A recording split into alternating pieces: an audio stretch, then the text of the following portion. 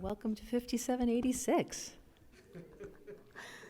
We're going to get this new year started right by doing one of my favorite Jewish spiritual practices, and we're going to study some Torah. We're specifically going to study the Machzor, and I want to offer some gratitude to Marla Knoll for suggesting that I bring some teaching into our Rosh Hashanah time together this year. So if you like the teaching, give her the compliments. If you don't like the teaching, give me the complaints. No. Seriously now.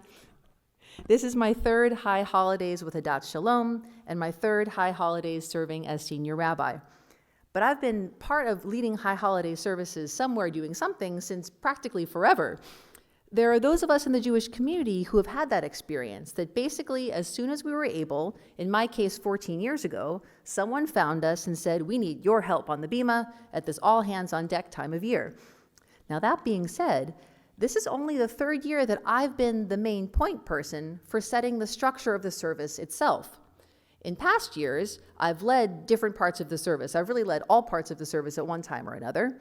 But it wasn't until I stepped into this role that I began to plan the service for a community. And wow, I have learned a lot about this book, our Machzor, and what's in it. Being responsible for the planning gave me the opportunity for the first time to really get out of the weeds and see the big picture. And in my teaching tonight, I want to share my learning with all of you. So we're going to turn to page 153 at our Machzor, page 153, if you want to follow along with your eyes in addition to your ears.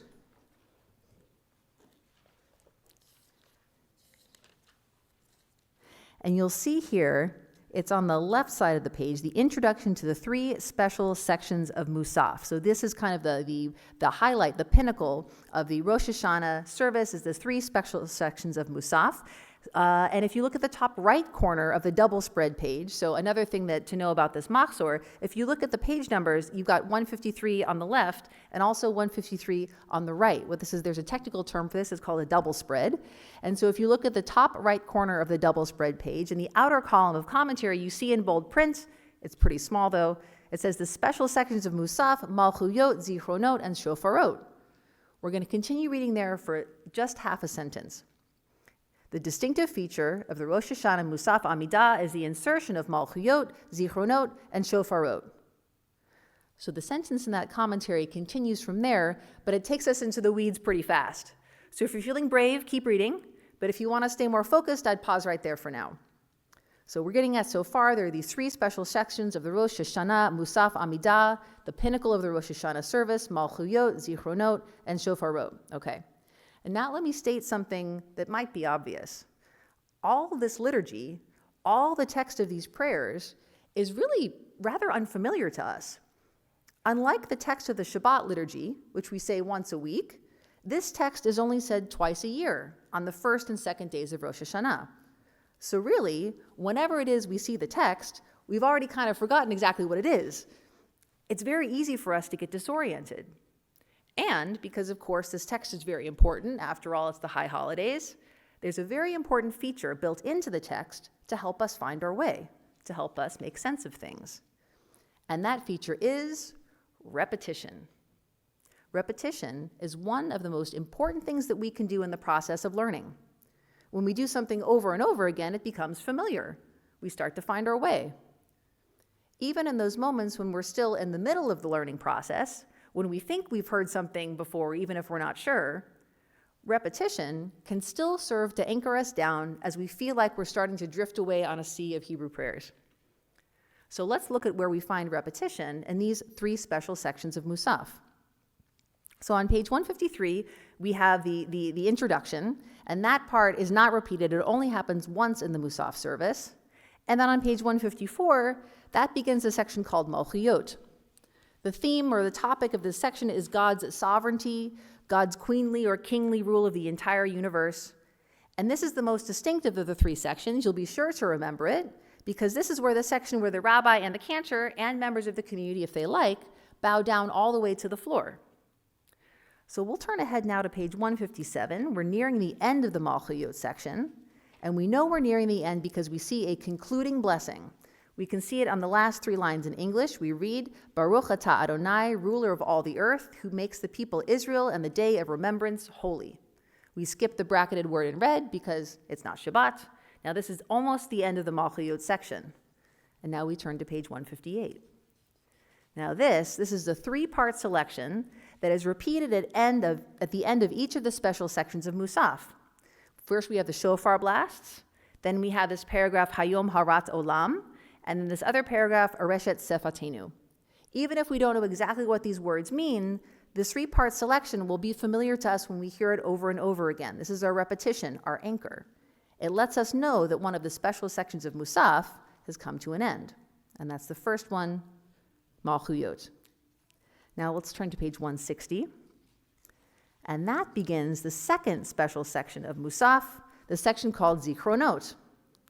The theme, or the topic of this section, is God's remembrance. So when we do things, or when we observe things happen in the world, we don't always remember them. We might forget that not-so-great thing we did 6 months ago. We might forget a kind deed a friend or neighbor did to us sometime last winter. But God doesn't forget. God, unlike humankind, always remembers, and always remembers accurately. And God remembers in this accurate and precise way, literally for everyone. Now this section, Zichronot, is much less distinctive than the first. It contains a lengthy selection of phrases and verses on the topic of God's remembrance, and they vary from machzor to machzor. But we turn to page 162. We get to the blessing near the end of the Malchuyot section. We can see it in English in the third paragraph down, the last two lines. Baruch atah Adonai, who remembers the covenant. And then, again, we have our anchor. We have the shofar blasts, we have Hayom Harat Olam, and we have Areshet Sefatenu.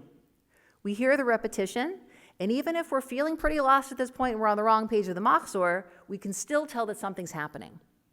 And learning together here this evening, we know that what will be happening when we get to this selection, it'll be the Zichronot section, the second special section of Musaf is coming to an end. So finally, we are ready, or as ready as we'll ever be, for the third and final section of Musaf, the Shofarot section. And that begins on page 164. The theme and topic of this section is perhaps the most straightforward. It's about the shofar, the special instrument that is sounded only at this time of year during the month of Elul through the high holidays, the days of awe. Like the second section, this third section contains a lengthy selection of phrases and verses on the topic of the shofar. Now we find our concluding blessing near the end of the Shofarot section on page 166. And let's actually look at it in Hebrew this time. It's the second paragraph down, the small paragraph, and it's the last two lines. Baruch atah Adonai, shomea kol truat amo Yisrael barachamim. Blessed are you, God, who hears the sound of the truah of God's people Israel with compassion. When we cry out to God, God hears us, and hears us compassionately. And then again, we have our anchor, our shofar blasts, Hayom Harat Olam, and Areshet Sefatenu. And that's the end of our three special sections of Musaf. We turn now to 167, and we're back to liturgy that looks and sounds familiar for those of us who come to services regularly on Shabbat, and for those of us who do that, we're now breathing a shared sigh of relief. And that's our three special sections of Musaf, Malchuyot, Zichronot, Shofarot.